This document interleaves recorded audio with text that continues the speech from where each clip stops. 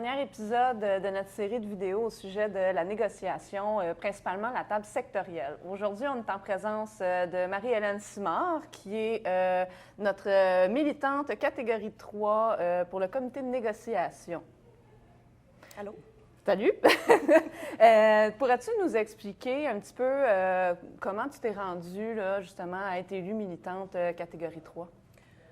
Bien, en fait, comme à peu près toutes les mordus de syndicats dans la vie, bien, je me suis impliquée pour commencer dans mon syndicat local.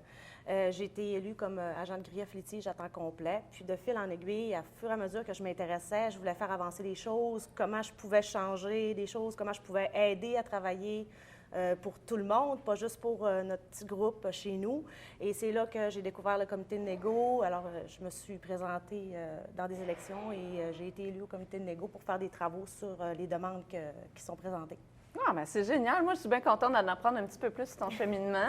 Puis, bien, merci aussi de nous aider aujourd'hui là, à répondre à plusieurs questions là, de nos militants sur le terrain. Marie-Hélène, on a un camarade du syndicat des employés du CHUM qui a une question à propos de la proposition 24.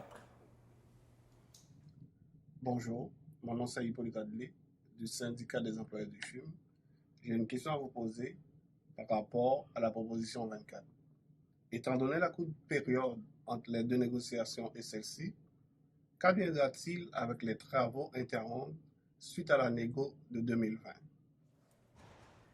On avait plusieurs comités qui devaient faire des travaux entre les deux rondes de négociation. D'ailleurs, la liste de ces comités-là est disponible sur notre site Internet dans nos demandes.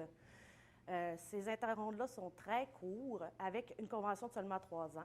Donc, ça nous a permis de faire avancer les travaux dans certains enjeux. On doit maintenant s'assurer que les propositions qui sont portées dans ces comités-là vont être portées aussi à la négociation. Donc, c'est ça qu'on vise par cette proposition-là. Marie-Hélène, au CIUS de l'Est, on a des membres qui ont des questions pour toi concernant la proposition 25. Oui, allô, mon nom c'est Kakou Roger, je suis au CIUS de l'Est, précisément à Benjamin Rostelotte. Ma question c'était de savoir qu'est-ce que vous voulez dire par mesure financière hors convention? Parfois, bien, il peut y avoir des conditions de travail spécifiques prévues dans des mesures administratives, comme par exemple des lettres d'entente. On veut intégrer ces mesures-là à la convention collective pour les pérenniser les conditions de travail qui vont avec et éviter que le gouvernement puisse y mettre fin de manière unilatérale. Mon nom, c'est Donald Picotte. Je suis agent administratif case 2 à l'hôpital Maisonneuve-Rosemont, qui fait partie du CIUS de l'Est de l'île de Montréal. On me dit que dans nos conventions, il y a une clause remorque. J'aimerais vraiment savoir c'est quoi une clause remorque. Est-ce que vous pourriez me l'expliquer? On parle de clause remorque quand on veut parler des gains, des mesures financières obtenues par une autre organisation syndicale et qui se retrouverait dans une convention collective. C'est une demande classique, c'est pour s'assurer que les conditions de travail à incidence financière soient équitables pour l'ensemble des travailleuses et des travailleurs du réseau.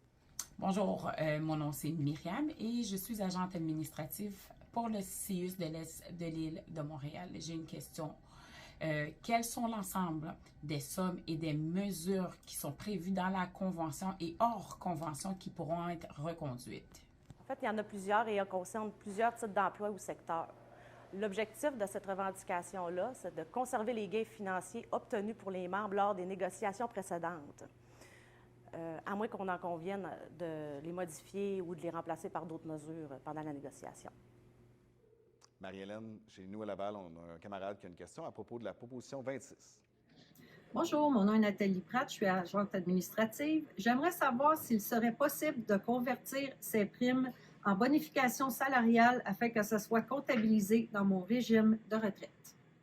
Les primes, ce n'est pas du salaire. C'est donc pas considéré pour le régime de retraite. C'est pour ça qu'on veut miser sur une bataille solidaire, en front commun, pour des augmentations salariales pour tout le monde. Ici, par la proposition numéro 26, on veut préserver les sommes déjà prévues à la convention collective et que le gouvernement continue de les verser pendant la négo. C'est pour éviter, en fait, que nos membres perdent des bénéfices. Bien, merci. Merci de nous avoir aidés à éclairer nos lanternes au sujet des dernières propositions là, qui sont contenues dans notre cahier de négo là, pour la table sectorielle. Puis, bien, j'espère qu'on va se revoir bientôt. Bien, effectivement, ça m'a fait plaisir de répondre à vos questions. Puis, gênez-vous pas, on est à votre disposition. Merci.